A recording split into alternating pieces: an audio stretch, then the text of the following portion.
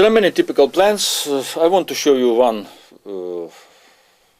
very common plan, attack on G file and preparation of attack on G file. It is not in Sicilian, where we have many different attacks against the king, but in closed openings, how top players prepared and performed this attack. It's not so easy to spot the real possibilities of such attacks.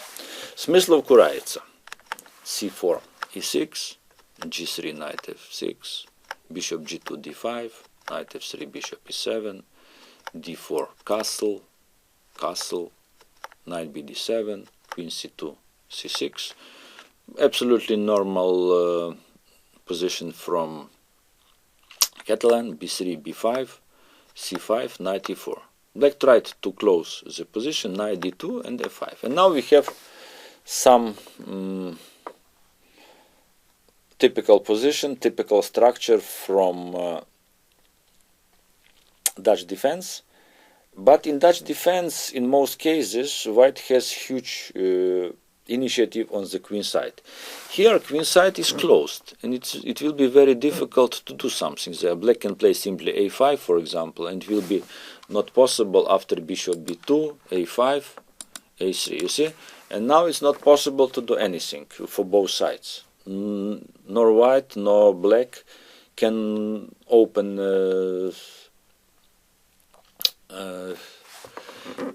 queen side. If black plays, for example, b4 in some moment, it will be answered with a4.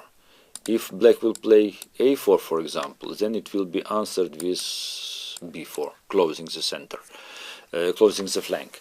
And of course it's clear that it will be all events will be on the king side. But how to prepare this attack on the king side? It's a very interesting question. Queen takes d2, queen e8.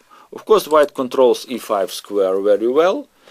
It would be possible maybe someday to prepare f3, e4, but black will answer with bishop f6 and e5. So, rook a d1, Smyslov played queen h5.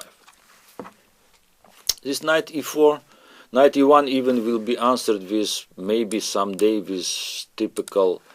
One option is bishop f6, but another is rook f6, rook h6, with typical counter attack on the king side. So queen h5, queen e3. Now black has to do something with e6. Smyslov, it is really preventional move. If black plays knight f6, then it will follow knight e5, you see, and pawn c6 will be extremely vulnerable. So it was played queen g6, Kuraitsa, and bishop c1. White understood that there is nothing to do for this bishop on the queen side and tries maybe to conduct such plan queen d3, bishop f4, knight e5. Interesting, yes? So h6. Black wants to stop it with g5 and to control everything around. Here Smyslov started really beautiful plan, opening of g file. Just look and enjoy. King h1, queen f7, and now h4. Stopping g5. g5 is was black's plan. Now this g5 is not possible. Now knight cannot leave e5 square. Yeah. So black has to wait at the moment. Bishop d8. Now bishop h3. Bishop c7 and rook g1. You see. Now he is ready to open, but opening of this file has to be very careful, as black in some moment can answer g4 with f4. So, queen e7. Now black wants to counter-strike in the center. Black's idea is to play e6, e5. So, bishop b2, bishop d8, and now you see doubling. Rook g2, rook a7, and rook g1. Really it looks impressive. Queen e8, and now finally g4. So it's not possible to open g file, as all white pieces will start terrific action on the flank. So f4. Queen d3. White's threat was to play h5 and then to play g5, opening G file. Yeah? So technically black has to try to close it at any price. Yeah?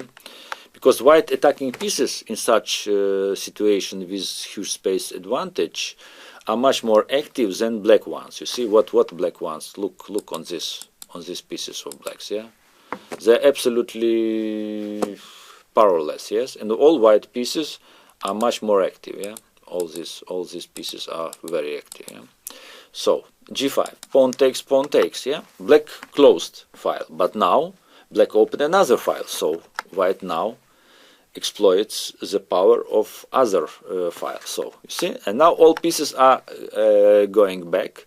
So threat is simple: King G2, Rook H1, and then attack on H7. Of course, in this moment it is threat Rook H7 or Queen H7. Kuraica decided to exchange queens. Queen takes, King takes, King G2, Rook G8, Rook H1.